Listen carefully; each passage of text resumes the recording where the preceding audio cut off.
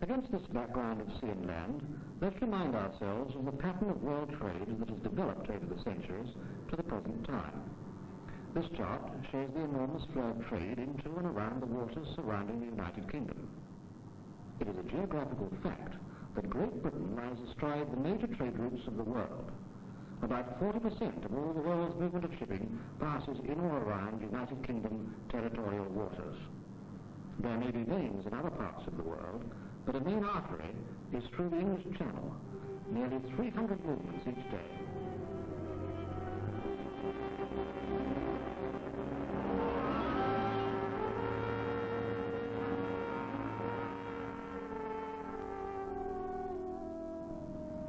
We know that we live by importing and exporting, and that our prosperity depends on our trading position.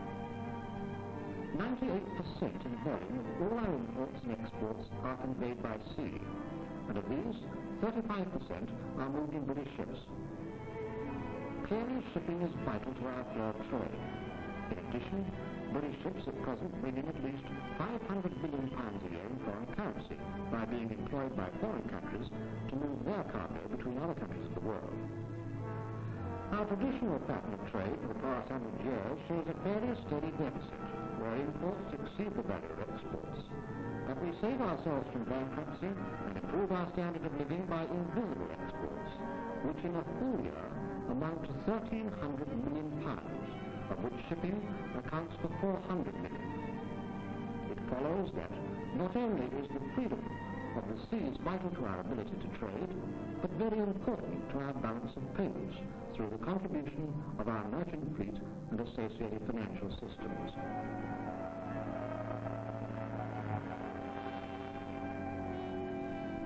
Is our merchant navy still the biggest in the world? The answer is yes, if we disregard the flags of convenience of Liberia and Panama. It accounts for 12% of the world's total tonnage, as does Japan, compared to 7% for the United States, 5% for the USSR, 3% for West Germany, 2% for France.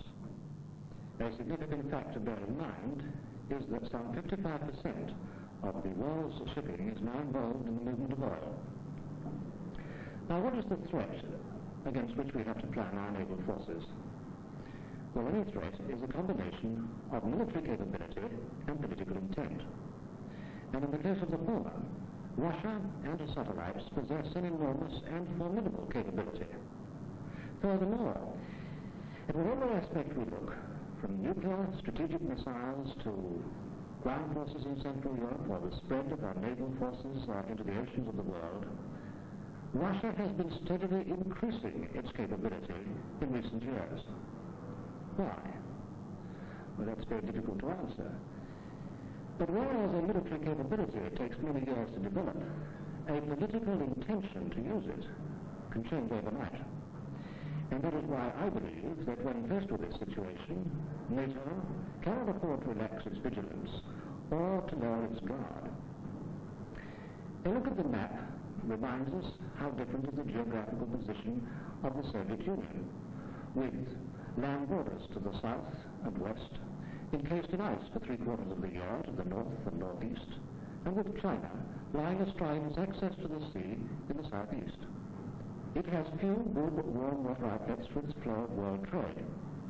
Its vital lanes of communication are railways, roads, and canals. Essentially a land animal, its trading needs are quite different from our own, since by far the largest proportion of these needs can be met from within the boundaries of the Soviet Union and its satellites, nearly 1/5 of the world's land area, an area which contains nearly all the raw materials necessary to sustain its economy, wealthier by far in terms of natural resources than the United States of America. And yet in recent years, we have seen a dramatic change in the pattern of Russia's seaborne activity, as they have come out from their home ports and spread out into the freedom of the oceans at large, expanding their influence in a way dreamed of by Tsarist Russia, but unrealized until today. It has the world's most modern and fastest-growing merchant fleet, which has increased 6-fold since 1948. The world's largest fishing fleet, in its oceanographic effort, is greater than the rest of the world's put together. It has recently acquired and is acquiring access to facilities all around the world. For example, a large part of the North African littoral to the Mediterranean, and in the Red Sea, the Indian Ocean, and Cuba, many of which we ourselves vacated. Clearly, for the most part, its aims must be political, a definite policy of expansion. At the end of the war, Russian activity was limited to its home waters. By 1962, however, on a typical day, the deployment of Russian warships totaled 20, none of which were in the Indian or Pacific Oceans. But by 1971, this figure had risen to 150, spread worldwide.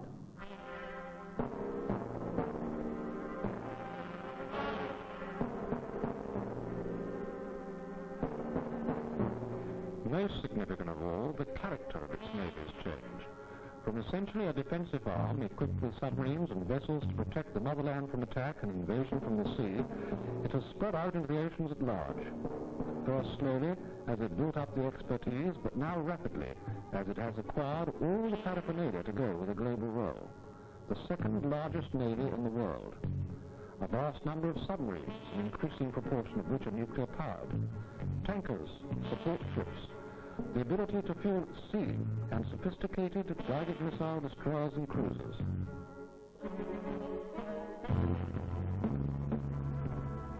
Ships that are able to spend longer times away from home, and latest of all, helicopter carriers, perhaps the penultimate step towards the USSR achieving an organic air capability, and all this with the support of a long-range and well-equipped maritime air force.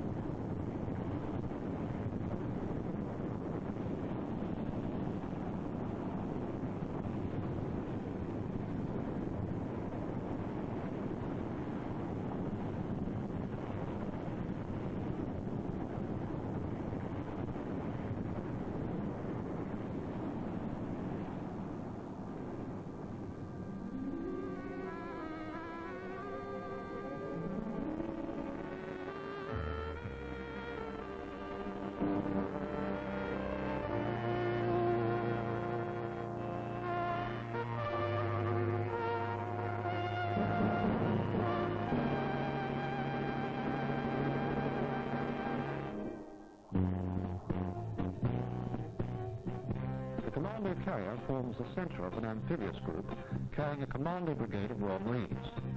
These would form the mainspring of an assault by our forces against a hostile shore, or provide rapid assistance to a friend or ally who has asked for our help. This group would probably be accompanied by an assault ship.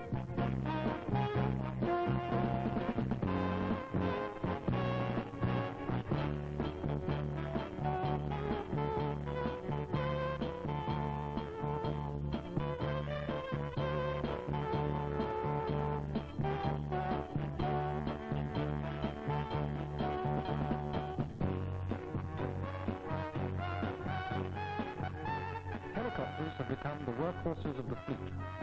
The Navy pioneered them, and they are now found in their various roles in every ship. Assault ships carry the landing craft necessary to get heavy loads ashore, and they accommodate and load these craft in the large dock at the rear of the vessel.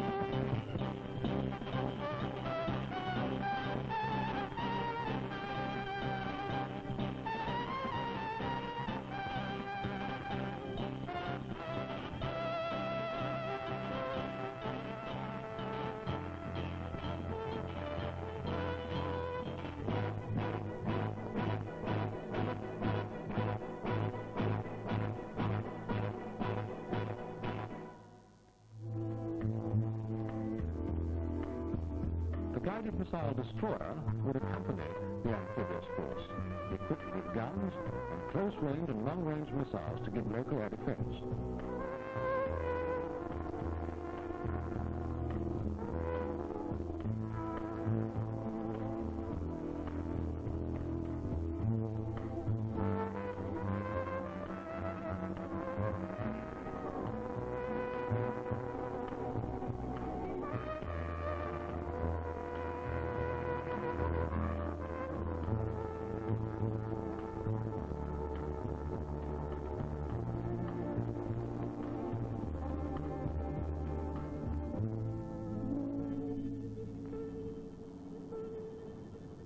Type 42, a new all-gas turbine vessel, will in part replace the County class of guided missile destroyer.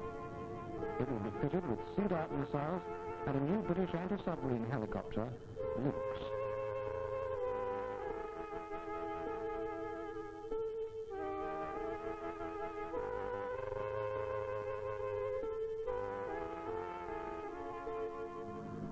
An anti-submarine force will be in close support. A mixture of weapon systems centered round the Leander general-purpose frigate,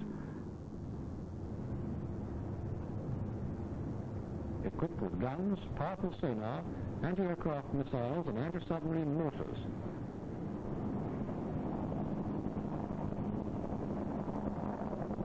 In turn supported by the big, fully autonomous Sea King with its powerful dipping sonar and homing torpedoes.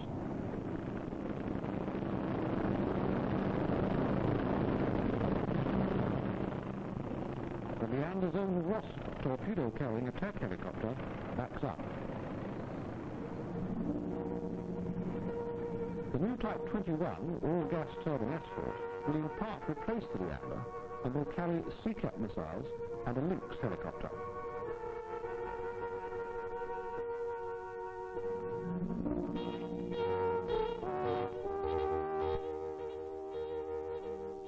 Another typical task group which might be formed is the Carrier Task Force, centered on the attack carrier. At the moment we have Eagle and Ark Royal, but soon only Ark Royal will remain.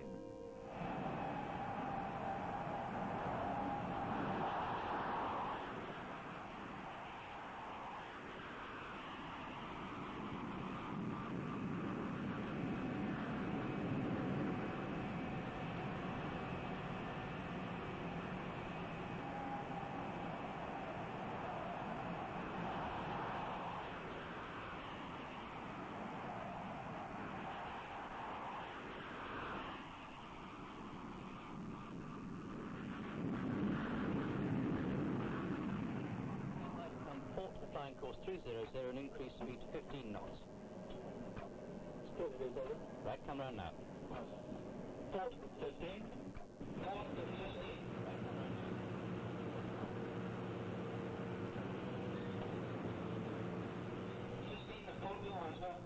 Revolutions 104. Revolutions 104.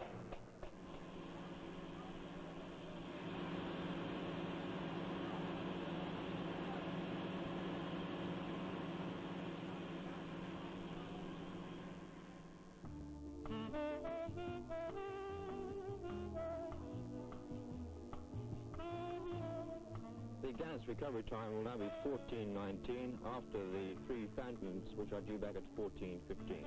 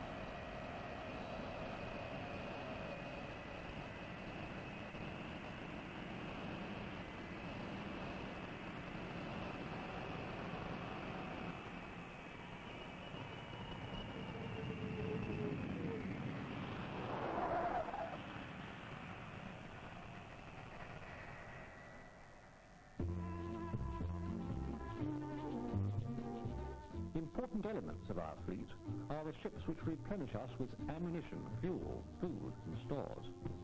We have a large number of these sophisticated vessels, along with heavy repair ships and depot ships.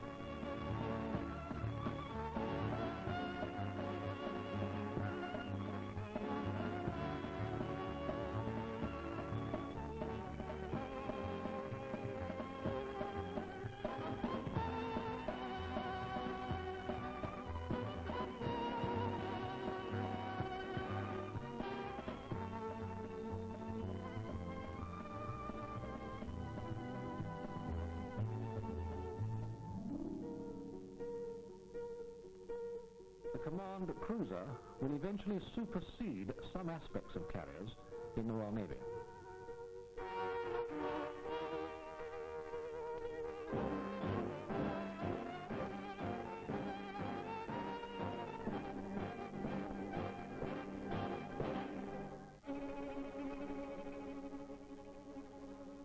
Seacat is our standard close-range anti-aircraft guided weapon, accurate and reliable. Part of the armament of the guided missile destroyers, which would again be in company.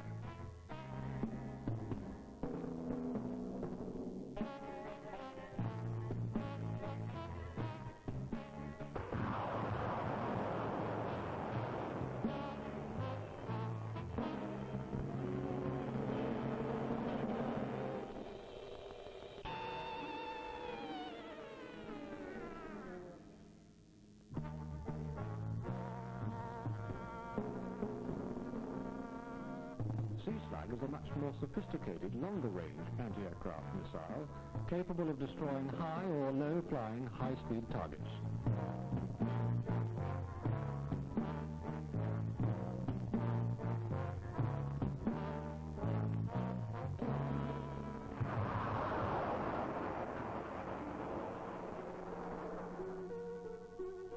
HMS Bristol, a Type 82 commissioning shortly, is another replacement for the guided missile destroyer.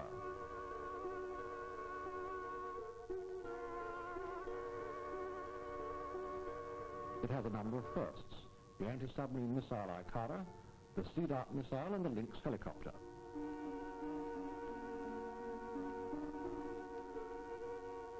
Five, engage. Shoot! Escorts will again be required, and these not only will give way to the Type 21, which you saw earlier, but also to the still highly classified Type 22.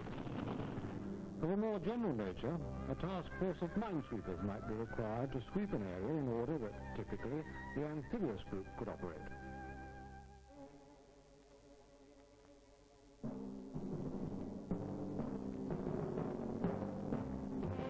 Submarines would be in support of our forces. In this case, our hunter-killer submarines, a growing proportion of which are nuclear powered.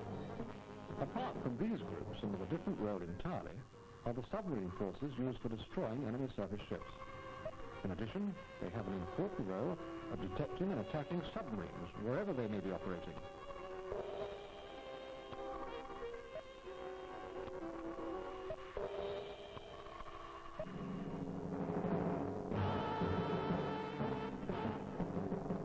Finally, the Polaris Force of Submarines, in which is vested our national nuclear deterrent.